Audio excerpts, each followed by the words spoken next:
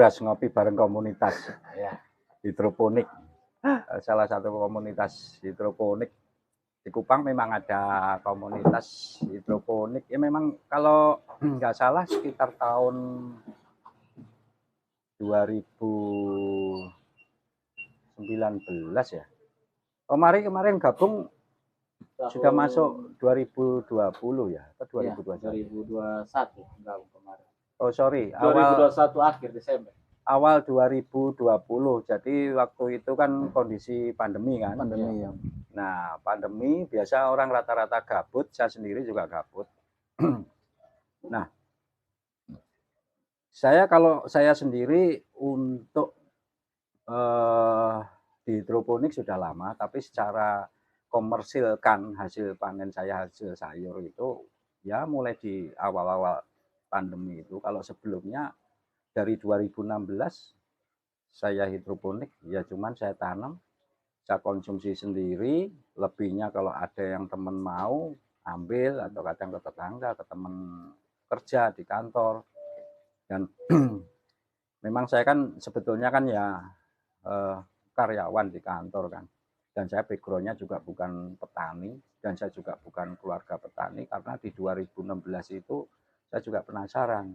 Saya sebetulnya penasaran itu waktu saya masih tugas di Sumba, waktu itu di Sumba Barat itu sekitar tahun 2000-an itu pernah nonton acara di TV.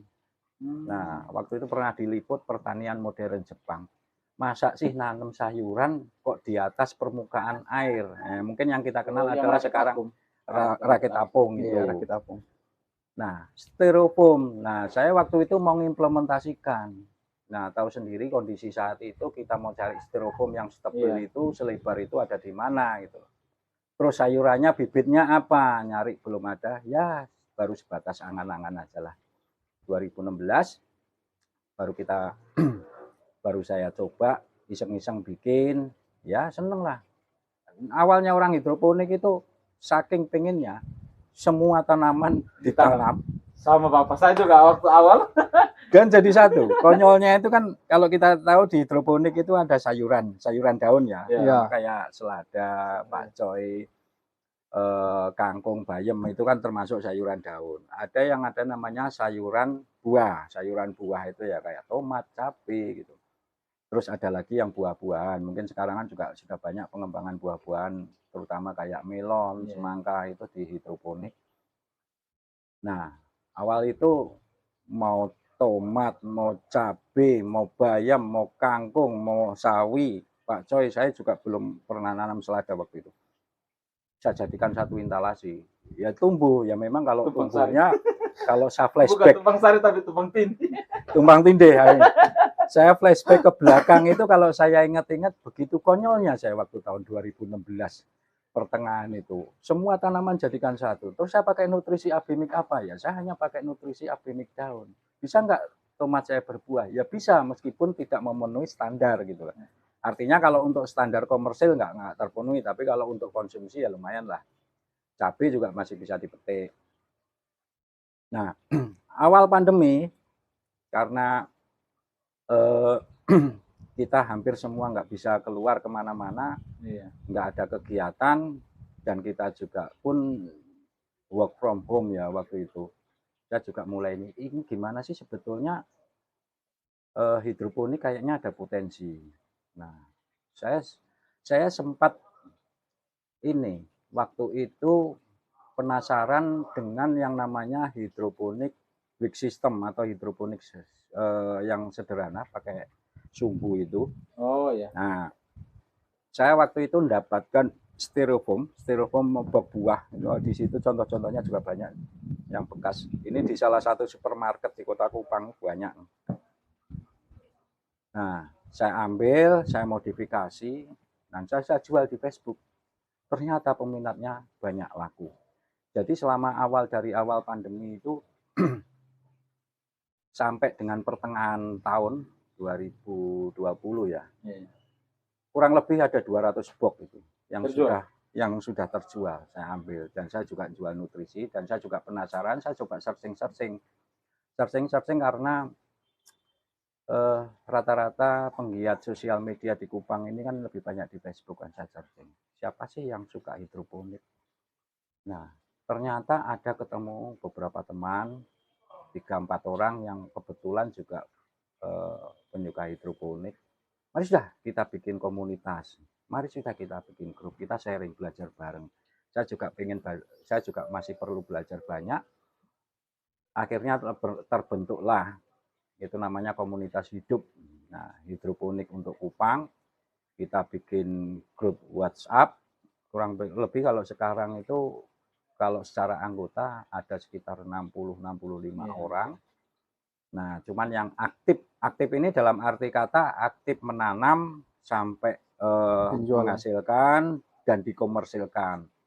Karena kebanyakan ya rata-rata juga penghobian, tapi kalau yang betul-betul sebagai produsen, istilahnya produsen sayur, itu ada kurang lebih 1, 2, 3 ya sekitar 5-6 orang. Nah, dan memang kalau seperti yang Om Okan sampaikan tadi, kebutuhan sayur hidroponik di Kupang ini sudah permintaannya cukup tinggi, apalagi di saat-saat kondisi musim seperti ini, musim penghujan ya. Di akhir tahun sayur konvensional itu di pasaran juga sudah jarang, jadi sayur hidroponik permintaannya, demand-nya juga naik. Terus kedua, banyak orang yang sudah sadar akan sayur sehat, karena di hidroponik sendiri ini kan kita tidak mengenal yang namanya pestisida. Nah, bukan berarti kita tidak mengenal itu kita nggak tahu produk-produk pestisida ya, tapi di hidroponik itu kita minimalkan kalau perlu tidak perlu semprot pestisida. Karena apa? Dari sisi unsur hara, nutrisi yang dibutuhkan oleh tanaman ini pertama sudah tercukupi. Anggap aja kalau kita kondisi seperti kita manusia ya, manusia gizi kita tercukupi, makan kita tercukupi, badan kita akan cenderung lebih sehat, tidak mudah terserang penyakit. Dan di sini airnya pun juga diupayakan sesteril mungkin di dalam hidroponik ini. Nah, dari situ berkembang sampai apa namanya, Om Okan, Om Ari juga ikut gabung di komunitas. Nah, harapannya ke depan kita bisa belajar bareng, kita bisa berkembang bareng sama-sama di Kupang supaya bisa solid. Petani-petani hidroponik memang kalau kami perhatikan rata-rata ya semua anggota komunitas masih teman anak-anak muda semua ya. Kecuali saya sudah nggak muda lagi. Tapi berjiwa muda, Pak. Bukan tidak muda, sedikit di atas muda. Sedikit di atas muda. Sedikit di atas muda. Nah, dari situ supaya kita bisa mengembangkan hidroponik ini sudah banyak dilirik oleh masyarakat terutama di Kupang ya. Iya. Kami sendiri juga pernah ngeladain acara-acara baik itu webinar maupun pelatihan langsung ya, memang di instansi-instansi pemerintah ya, di instansi pemerintah ya, itu juga kita pernah ngeladain pelatihan hidroponik dari teori, prakteknya, terus pendampingannya, kebanyakan kan dalam program-program bantuan seperti itu. Nah, terus kalau webinar sebelumnya itu di masa-masa pandemi juga sempat kita lakukan. Kebetulan di kantor tempat saya kerja sendiri, saya di PLN, itu ada namanya program Electrifying Agriculture. Jadi Electrifying Agriculture itu listrik untuk kebutuhan pertanian. Jadi bukan hanya hidroponik saja, beberapa lokasi seperti untuk persawahan, itu pompanisasi. Dan kalau di dataran timur ini, di Keva ya, mungkin kalau Om Aryo mau kan tahu, di Keva itu juga ada kebun buah naga yang menggunakan listrik. Artinya bukan buah naganya yang disetrum, tapi disiapin lampu. Nah, secara fisiologi tanaman, buah naga itu biasanya kan dikenal musiman. Iya. Ya, kalau musim hujan, mungkin setahun kalau saya pernah bincang-bincang sama teman-teman penggiat buah naga itu salah satu teman juga ada di komunitas hidup ini. Setahun paling 2 kali panen gitu. Nah, bagaimana untuk memicu buah naga itu bisa berbuah dan panen sepanjang tahun. Makanya dipasang dengan lampu. Lampu adalah lampu grow light. Itu memang ada khusus perhitungannya berapa lumen yang dibutuhkan, berapa untuk kebutuhan tanaman sendiri. Itu banyak itu nanti kalau misalnya kayak Om Ari Omokan penasaran itu jurnal-jurnalnya tinggal di searching aja di internet banyak. Nah, itu bisa panen. Itu lokasinya ada di Keva Menanu ya. Nah, terus webinar lanjut lagi ke webinar itu yang diadakan di dalam rangka Electrifying Agriculture, yaitu salah satunya yang paling mudah kita lihat aja ya seperti hidroponik. Hidroponik itu tidak lepas dengan adanya listrik. Ya. Nah, saya belum mendapatkan kecuali mungkin kalau kita nggak mungkin menggunakan tenaga manusia full ya. Kalau kita di kebun mungkin penyiraman kita bisa manual. Iya, manual. Tapi kalau di hidroponik ini karena apa namanya air harus bersirkulasi 24 jam kan perlu pompa. Pompa perlu listrik secara terus menerus. Makanya ini sangat ini, dan di tempat saya kerja pun yang program Electrifying Agriculture itu 2 kali kami mengadakan webinar. Mungkin Om Ari pernah ikut ya. Saya awal mulai gabung itu yang mengikuti kegiatan Zoom itu apa? Zoom yang kedua kalau nggak salah ya. Kedua. Makanya dapat bibit sama token itu, jadi itu juga menjadi motivasi awal untuk bergabung. Nanti kalau mungkin pengen tahu webinar rekamannya kebetulan saya upload di YouTube channel saya. Nah, nanti mungkin bisa dilihat di sini. Atau di sini nih, tergantung nanti itu ada 2 kali pernah kami lakukan itu. Jadi seperti apa yang masih penasaran hidroponik, sebetulnya hidroponik kan gampang. Nah, kayak Om Okan ini, Om Okan bisa cerita ini. Saya bulan apa ya, sekitar bulan November 2000. Iya, November 2021.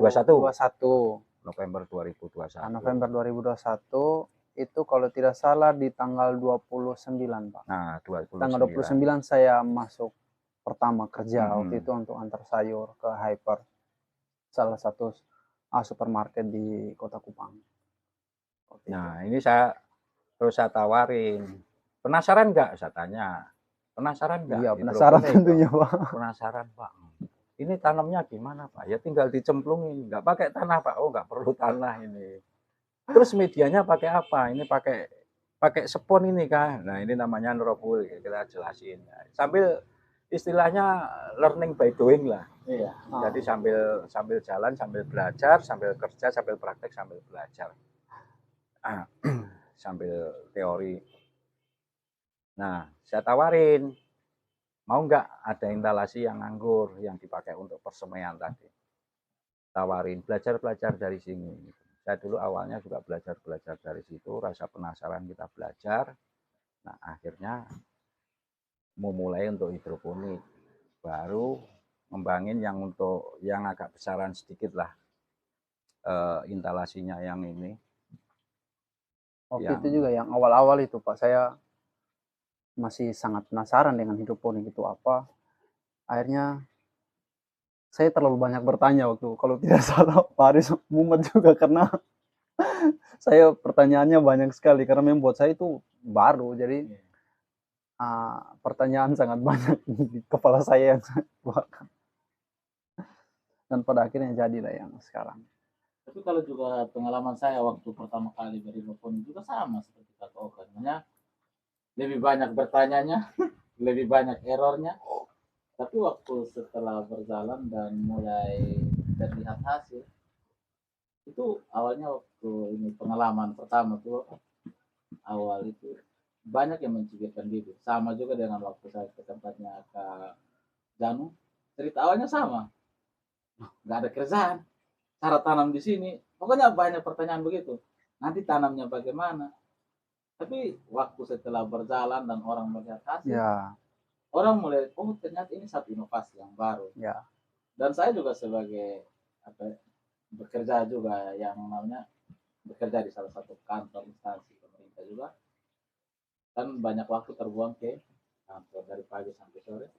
Tapi dengan berhidroponik itu tidak seperti ekspektasi yang ada di banyak orang tuh, ya, sulit, terus apa ya, nanti ini bagaimana perawatannya, Ya. siapa yang lihat, siapa yang kontrol bagaimana. Tapi setelah terjun langsung ke hidroponik, yang saya rasa pertama tuh bangun pagi ada yang hijau di depan rumah. ya, itu Ya. salah satunya Pak. Salah satu yang bikin semangat adalah hijau, dan hijau itu dapat dikonsumsi dengan apa? Dikonsumsi oleh kita sendiri, dan yang berikut sayur itu sehat. Ya, Dan fresh Dan setiap fresh. hari. ya kalau Seperti yang Bapak bilang tadi, tanpa pestisida, karena kita yang tanam sendiri, kita rawat sendiri, kita konsumsi sendiri, dan kita tahu persis sayuran ini seperti apa. ya Waktu itu awal tanam juga begitu, ya. Ini apa? Nah, itu dicibir Bapak. Nah, ini gimana? Kan saya juga orang tua kan dulu dari pertanian, tapi pertanian konvensional. konvensional ya. Nah, di situ juga kan kalau pertanian konvensional kan hari ini tanam, tunggu berapa bulan, 1 bulan lebih, mau 2 bulan panen, habis panen kan Bahkan ada sampai 3 bulan. habis, ya 3 bulan kan, setelah itu kan habis, Ya. tunggu 3 bulan 3 lagi. bulan lagi ya. Nah, setelah apa, saya sendiri mulai belajar berhidroponik, dan hidroponik itu mulai jalan dengan sistem rotasi tanam yang, kalau saya sendiri tanamnya kebetulan karena punya 2 meja instalasi, ada satu yang khusus untuk persemaian, sekali tanam itu sekitar 150. 150.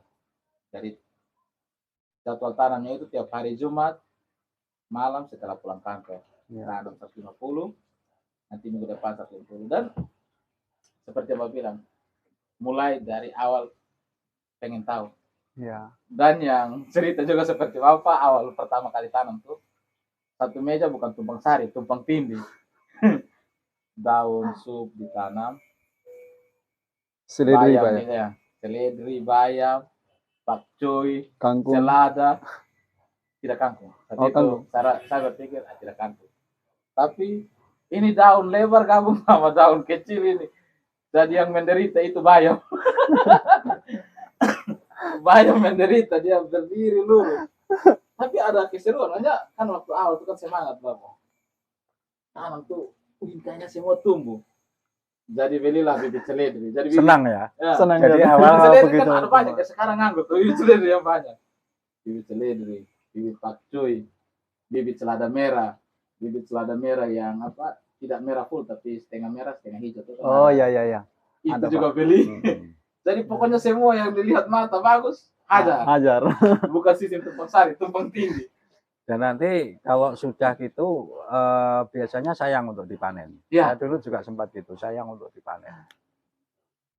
Kita pembibitan, kita nyemai, terus pindah remaja, artinya sudah agak besar, kita pindahkan ke instalasi. Nah nanti sudah saatnya panen itu, wah sayur kok mau dipanen gitu. Sayang kan, oh sayang ini kemarin nggak bisa dinikmati hijau-hijaunya lagi.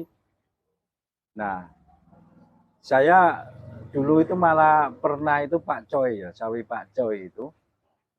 Kalau saya butuh, saya nggak panen, tapi saya petik batang yang mulai agak muda-muda, saya campur mie atau maupun ditumis, gitu kan. Nah, jadinya tanamannya jadi kayak memanjang tinggi ke atas atau kutilang ya, kutilang karena dipetik terus. Supaya sebetulnya saya sebetulnya cuma sayang dipanen, sebetulnya itu juga nggak bagus sih sebetulnya. Kalau mau panen satu tanaman, potong langsung diolah kan, diolah atau dimasak. Nah ini karena saking sayangnya malam mau bikin mie, petik berapa helai, 4 helai, 5 helai daunnya, dibiarin pucuknya numpu akhirnya ya sampai jadi kayak kutilang itu. Kalau saya juga punya cerita begitu Bapak. Malah satu instalasi, satu meja. Kan satu meja full itu dia ada 160. Iya. 160 itu semua kutilang. Karena saking senang lihat selada nih. Kaget, wah ini udah kutilang. Ya, jadi gimana? Sudah jual saya. Jual juga, tapi karena waktu posting sudah kutilang, tidak laku ya, sudah memilih berbagi lah. baik kasih keluarga, baik kasih tetangga. Tapi jujur waktu kalau untuk saya pribadi sih, berhidropon itu sebenarnya lebih lari kepada sesuatu seni yang disalurkan. Ini Iya. kan seni sebenarnya. Iya. Kalau saya melihat hidropon itu sebuah seni. Seni bagaimana kita merawat tanaman, Menumbuh kembangkan tanaman ya. Tanaman itu kita rawat dia, Iya. dan kita lihat perkembangannya, akarnya bisa dicabut, dilihat. Dan itu seni. Pulang kantor tuh capek-capek tuh hal pertama yang dilakukan, simpan tas. Hal pertama yang pasti saya lakukan adalah pergi ke kebun Bahkan- sayur dan lihat sayur. Bahkan cenderung kita lebih sayang sayur daripada sesama manusia. Kalau saya pun bahkan malam, kalau masih duduk ada kerjaan, jam 11 malam itu masih sempat-sempat pergi lihat sayur. Sama. Jam 11, jam 12. Kalau untuk saya sendiri sebenarnya Pak, ada seni maksudnya saya merasakan sesuatu yang beda dari hidroponik itu ketika saat tidur malam. Karena kebetulan meja ini pas di depan rumah, jadi bunyi sirkulasi air itu Bunyi kayak- percikan air itu ya. percikan air itu kayak benar-benar saya Di seperti alam. lagi di alam. Jadi betul kayak indah sekali. Itu apalagi kalau betul-betul lagi hening, itu bunyi percikan air ini benar-benar kerasa sampai ke dalam. Jadi tidur itu kayak tenang sekali, berasa kayak kita tuh lagi di hutan gitu. Jadi memang ada kesenangan tersendiri di situ.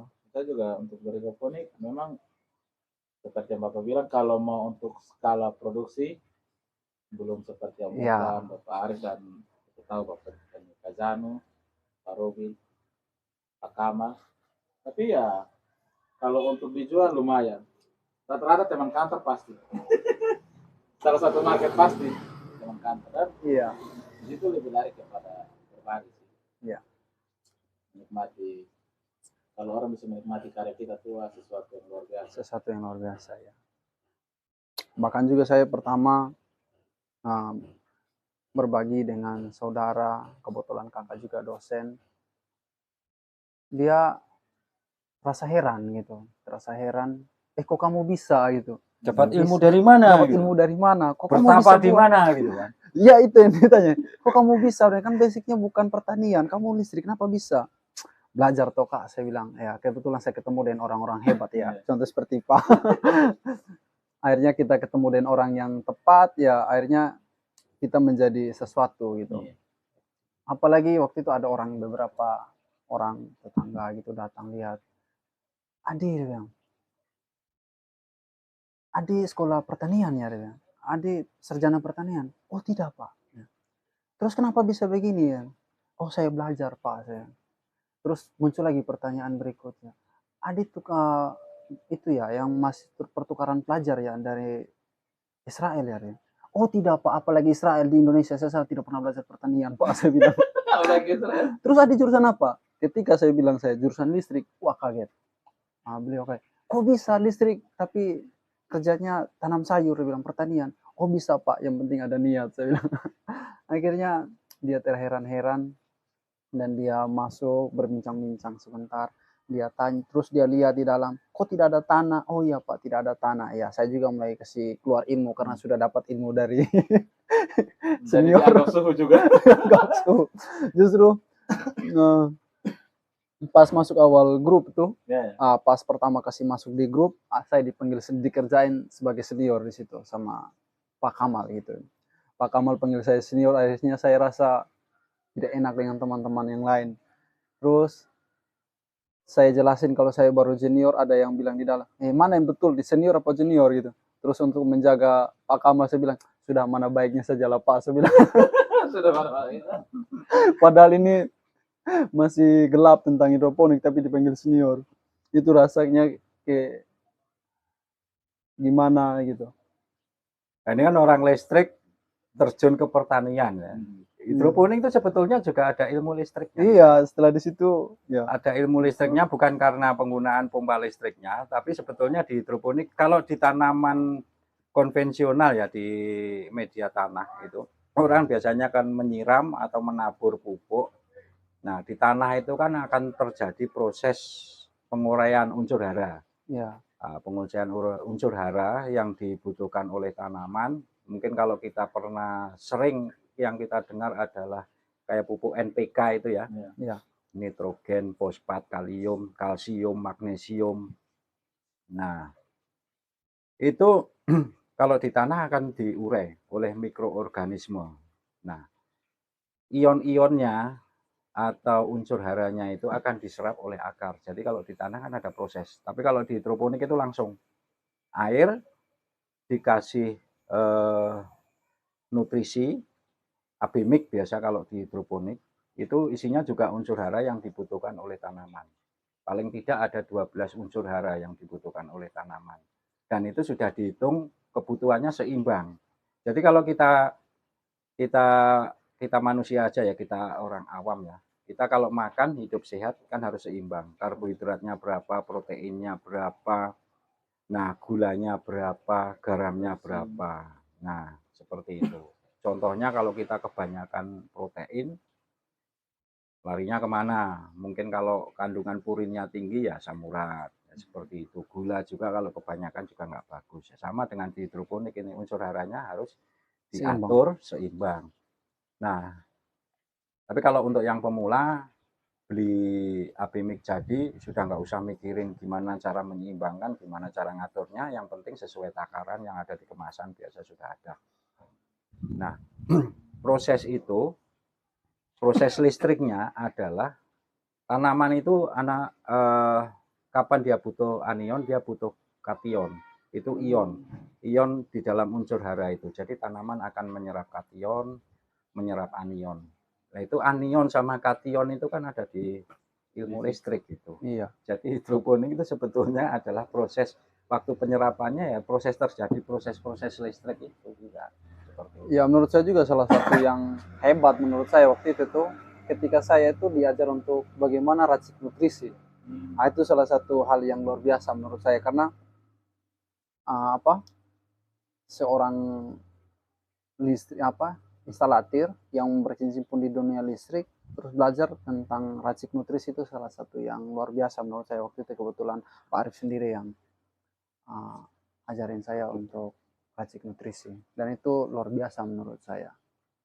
Ini Pak, saya mau tanya sedikit nih, apa yang selalu jadi pertanyaan di saya ini kan ada yang bilang hidroponik itu sayur tanpa pestisida, ada yang bilang sayur sehat, ada yang bilang juga pakai pestisida. Yang benar ini yang mana sebenarnya? Sebetulnya kalau hidroponik itu bisa dikatakan sayur sehat, sayur segar. Yang penting dalam proses kita berbudidaya, kita yang pertama jangan menggunakan pestisida kimia ya. Yang baik disemprot maupun kalau dicampurkan kebanyakan kalau pestisida itu kan disemprot, bukan dicampurkan, dilarutkan di dalam nutrisi. Karena gini, kalau disemprot itu kita misalnya kayak tanaman ini karena musim hujan kena mata kodok, kita semprot dengan pestisida, mata kodok hilang. Tapi kita tahu namanya pestisida itu akan meninggalkan residu. Nah, residu ini akan hilang paling cepat 5-7 hari setelah kita semprot. Nah, bagaimana kalau kita semprot sekarang, besok sudah bisa dipanen, lusa ada orang yang datang beli atau kita konsumsi.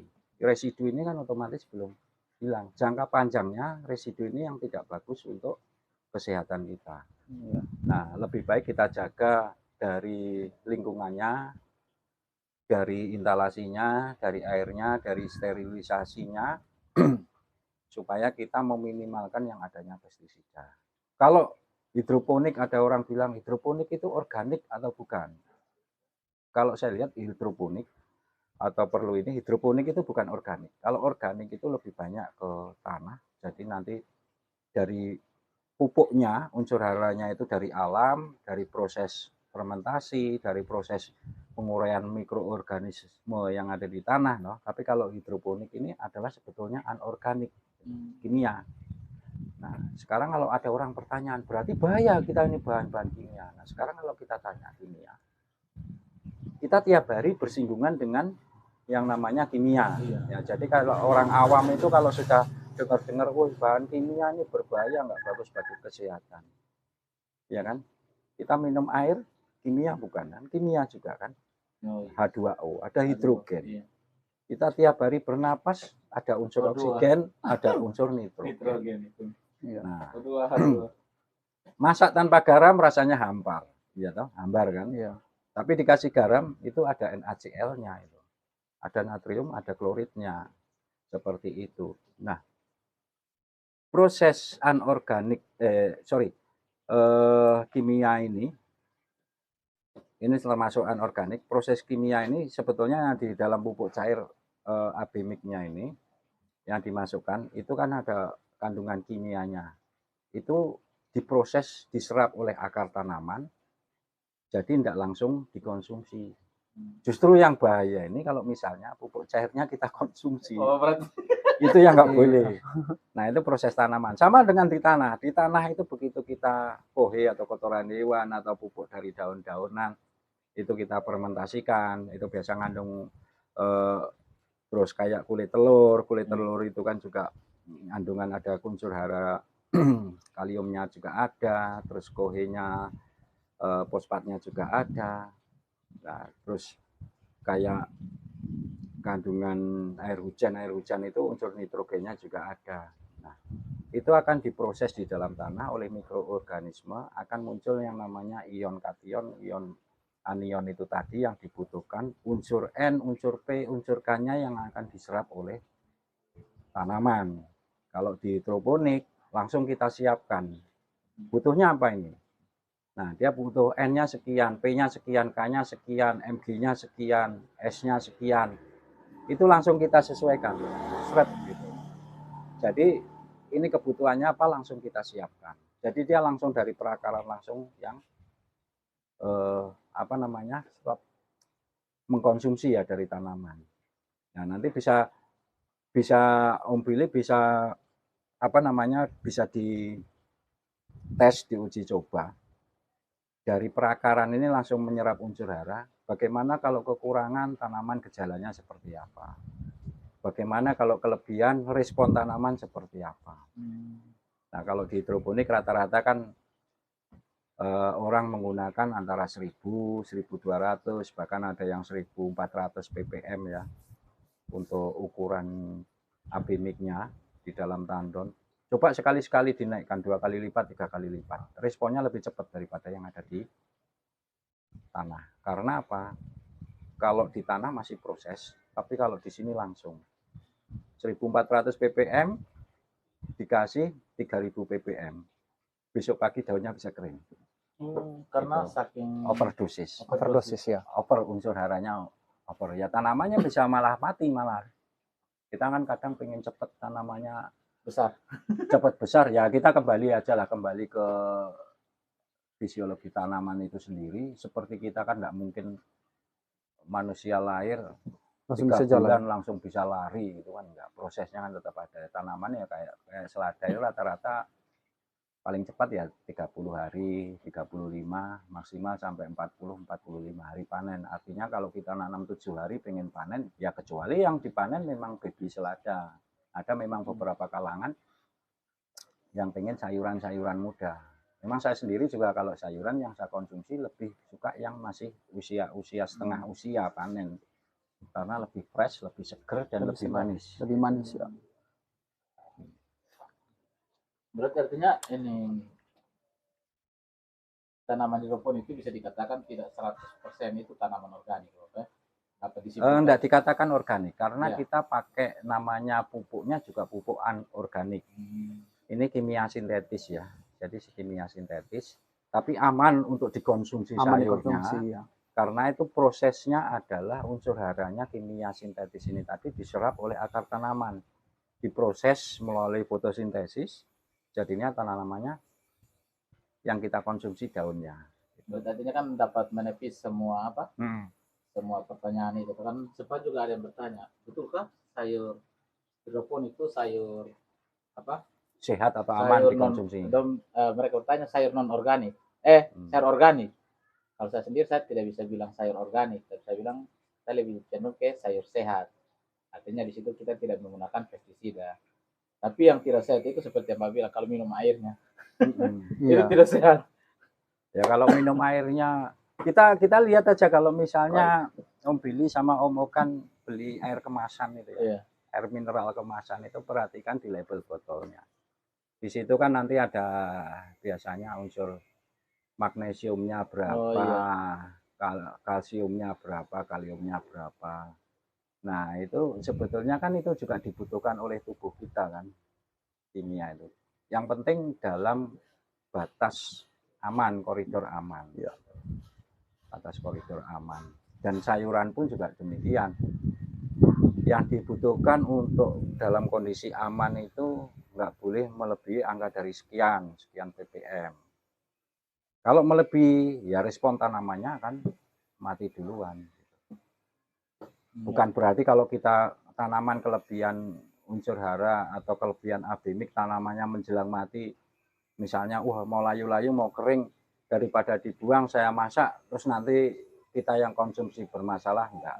Yang penting jangan pakai pestisida. Kalau dari tanaman karena overdosis pupuk masih bisa kita konsumsi. Mungkin gini, dari tes ya rasanya kadang agak pahit. Kalau kelebihan pasti pahit ya? Cenderung lebih pahit. Gitu. Itu yang sebenarnya saya mau tanya, kan pernah begini kemarin waktu awal tanam itu sempat coba-coba tuh seperti yang Bapak bilang tadi, ini karena yang pertama rasa ingin tahu tinggi, dan yang kedua karena kurang ilmu. Saya berpikir coba kasih naik apa ppm-nya. Jadi ppm itu bermain di angka 2000, mau melihat ini tanaman. Ternyata memang di situ sayurnya pahit. Saya bertanya kenapa dia pahit. Setelah itu kan berjalan karena kebetulan instalasi waktu itu masih baru, jadi masih ada bocor-bocor. Dia kan cepat habis air yang di penampungan. Ditambahlah air baru. Ditambah air baru, ppm dia turun, dia main di 800-an. Lama-lama kok sayurnya kembali ada rasa begitu. Tidak pahit lagi. Tidak pahit lagi. Iya. Ini betul, ini menjawab satu pertanyaan yang selama ini betul. Pahit itu sebetulnya cenderung kan pemaksaan kita untuk mempercepat fase dewasanya ya. Jadi tanaman kalau kayak sayur-sayuran ini, semua tanaman, mau tanaman sayur maupun buah, itu kan awalnya kan ada namanya proses vegetatif. Dari semaian, remaja, terus dewasa kayak gini. Nanti selanjutnya adalah proses generatif atau proses dia mengembangkan dirinya untuk membuat keturunan. Seperti sayuran kayak gini, ini kan kita panen di saat dia belum masuk proses generatif. Jadi dia belum untuk berkembang, kita sudah panen, kita konsumsi. Ini kalau kita biarin misalnya sampai berbulan-bulan ya 2 bulan, ya bisa berbunga. Ya bisa berbunga, bisa muncul biji. Tapi ya kita belum tahu apakah bijinya kalau kita kembangkan genetiknya akan juga sebagus ini atau enggak. Itu belum kita pernah coba, tapi kalau untuk sawi-sawian masih bisa. Tapi kalau untuk selada belum pernah kami coba.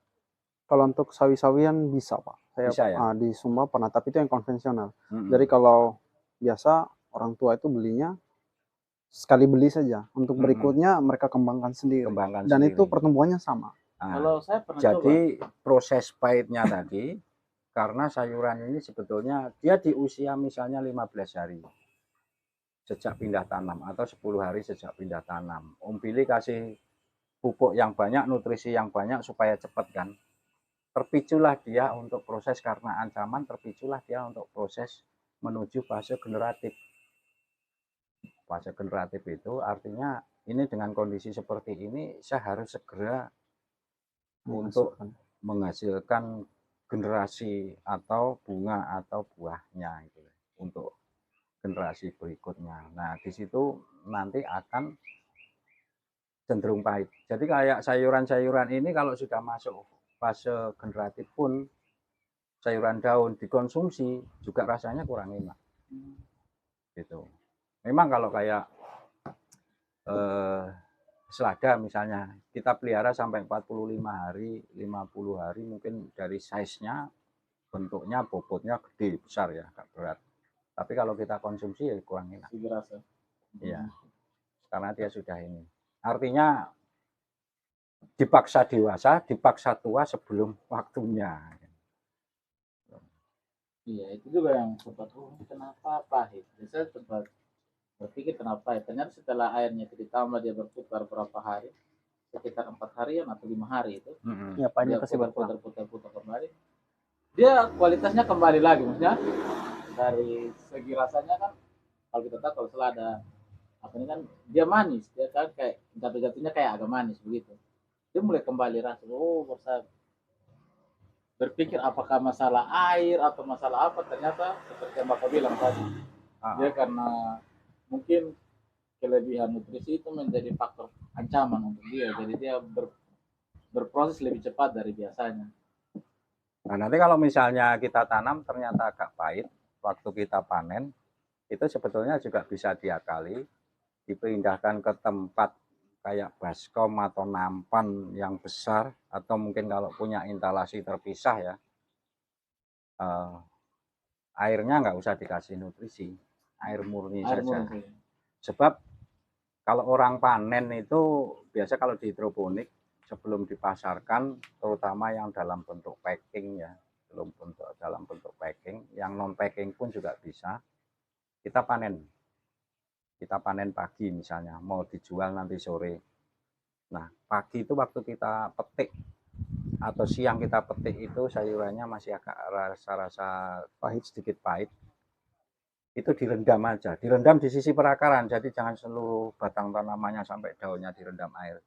Di sisi perakaran terendam air biasa saja. Itu pertama untuk heat release, jadi melepaskan panas. Dari proses fotosintesis tanaman ini kan sebetulnya panas kan.